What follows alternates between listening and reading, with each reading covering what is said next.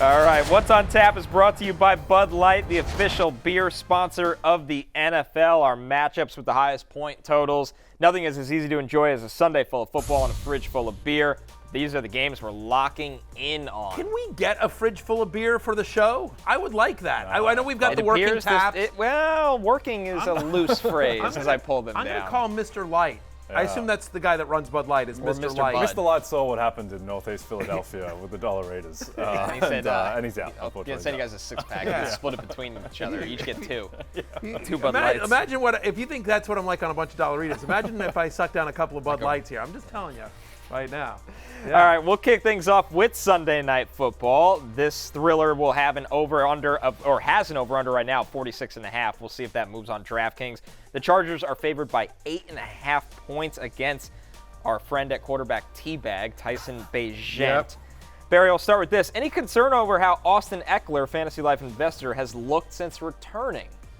You know what? I'm definitely, you don't love the production, obviously. Just 2.6 yards per carry in the 2 games since returning. And you say, well, hey, Barry, you know what? Chicago, for all their faults, they've actually been pretty good against the run. They're allowing the 4th fewest yards per carry to opposing running backs. However, I'm not worried about Austin Ekeler. First off, massive workload, right? 77% of the team's running back touches since returning. Like, again, Josh Kelly with that fluky play last week to get the long run. I don't think that's going to happen again. And I think the most important thing here is about how effective Ekeler is in the passing game. We know this, right? Okay? He's had he gets a good match with Chicago in that particular sense. Bears allow the most receiving yards to opposing running backs. They're tied for the most receiving touchdowns allowed to opposing running backs. Again, we know Ekeler is a part of this passing game. And Josh Palmer, guys, not 100%. He showed up on the injury report. So if Josh Palmer is either limited or out for this game, you would expect Ekeler to be even more involved in the passing attack. Again, that's an area where you can attack the Chicago Bears. I'm Ekeler at running back 3, and not just because he's an investor in Fantasy Life and FantasyLife.com. Yeah. I am a little concerned that he keeps on limping. That's a problem. But outside of that, the thing with Ekeler and this Chargers offense, past 2 weeks since he's come back, they played the Cowboys and the Chiefs defenses. These are 2 of the 6 best defenses in football. The Bears are not one of the 6 best defenses in football. They have maybe the most exploitable secondary in the NFL. So I think Ekeler will get back on track. I think the Chargers offense just in general will get back on track. And the other thing is go back to that Dallas game for a second. Like, first off, he was like down at the 1-yard line. He had the long passing catch, you know, and then there was another one where he was open in the flat. Like, again, late to him. Herbert was late to him, and he got tackled on the one again. Like, he should have had 2 touchdowns in that game, and I think if he gets either one of those, I think the narrative on Ekeler changes a little bit as well. There was also another play in the Dallas game at the goal line where Justin Herbert was motioning to Austin Ekeler to come in for a carry, and then Ekeler was like, no, and they didn't know what the play was, so Herbert just took it and just ran forward himself. I think that was probably another goal line carry for Ekeler that went down the drain. So, yeah, he'll be fine. All right. He'll be fine, just like my Maryland Terrapins. I just want to point this out exactly. People think I bailed on them. I have not. I'm a lifelong diehard fan of the Terrapins since, I guess, 2 months now. Yeah. Whatever, but like we're 2 touchdown favorites against Northwestern. We're taking them down. Bold call. There we go. Go Terps. Patriots-Dolphins. Patriots traveling to Miami, who is favored by 9.5 points in this game over New England, despite the Patriots beating the Bills, upsetting the Bills last week. The over-under in this game, 47 points. And you guys know the drill by now. Any game the Dolphins are in, Jay, the point total is going to be extremely high. But I think our pressing question here is more on the New England side. Is Ramondre Stevenson back to being a reliable RB2 after a really brutal start to the season? I think so. He's looked a bit more explosive lately. With Mac Jones, I don't think he's fixed after that Bills game. There was a lot of yak in that performance. But I think the big thing from that game is that the Patriots' offensive line actually held up. And it's been a massive weakness of the team all season. They were able to keep Jones upright in a way that the Tampa Bay offensive line wasn't against that Bills pass rush last night. So I think that bodes well that Ramondre, they don't want to throw the ball 50 times, so I think they will be running against the Miami run defense that is vulnerable.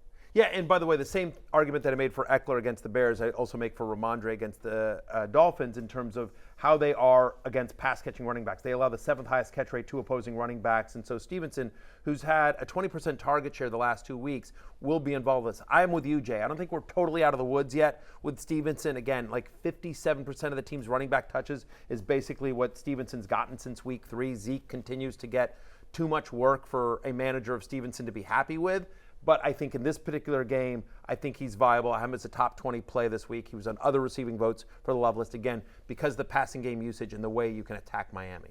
Our final game on the list here, guys. The Chiefs are favored by only 7 points against the Broncos, but more importantly, the point total is all the way at 47 right now in this game. And forget the Chiefs for a second, Barry. Which Bronco do you feel best about starting in this game? Yeah, I mean, that's a tough question. That's what we But I'll answer it. That's fine. I'm not scared of the tough questions. I'll step into the ring with you, Johnny Lawrence. Look, Javonte Williams would be my answer here, right?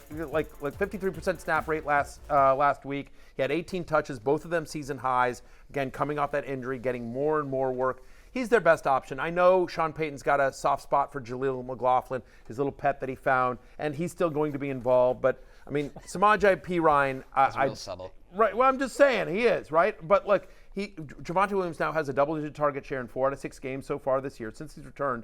5.4 yards per carry. Remember, he missed the 1 game with injury, but since he came back from that in-season injury, he's averaging over 5 yards per carry. Looks completely healthy as well. So I think I have him as a borderline top 20 running back. Chiefs have a very good defense, and they're top 5 in terms of top 5 in terms of fewest fantasy points allowed to opposing running backs. But I think just volume gets you there with Javonte Williams in a game in which the Broncos are going to want to slow this down against the Kansas City Chiefs. Yeah, well, the good news is they played this game 2 weeks ago and everyone was terrible for the Broncos. Nowhere to go but up. Yeah, nowhere to go but up, except for Cortland Sutton, who was okay. It was 446 and a touchdown. He played well. I think of all the pass catches, you still want Cortland Sutton over Jerry Jeudy. You're not excited about any of the Bronco tight ends. And I agree. Like, the line is 7. Like, that's smaller than you would expect because I think the Broncos are trending more towards competence. And as they start that crawl towards competence, they should be able to run the ball a bit more. And I know that the Chiefs have been excellent against running backs. That's largely because the Chiefs are just the Chiefs and they're always leading games. The Chiefs can be run on in a way that's easier than passing on them, just in terms of an efficiency perspective. So I think the Broncos will be able to run the ball a little bit. I mean, I have Cortland Sutton outside my top 30, Jerry Jeudy outside my top 40, Russell Wilson's QB 15 after the Thursday night game. I just, ideally you're avoiding that side of the ball in this game, but I do think Javonte Williams is usable on Sunday. Hey, it's Matthew Berry from NBCSports.com and RotorWorld.com, and I want to thank you so much for watching whatever it is you just watched, or if nothing else, being too lazy to click out of the autoplay after this video started, after whatever it is you actually wanted to watch finished. But now that you're here, I'd like to take a moment here to ask you respectfully now, okay? I'm asking you respectfully to subscribe to the NFL on NBC YouTube channel. You'll get the latest Roto-World fantasy news headlines, all sorts of great shows, including my own Fantasy Football Happy Hour. So go subscribe now. Again, I'm asking respectfully.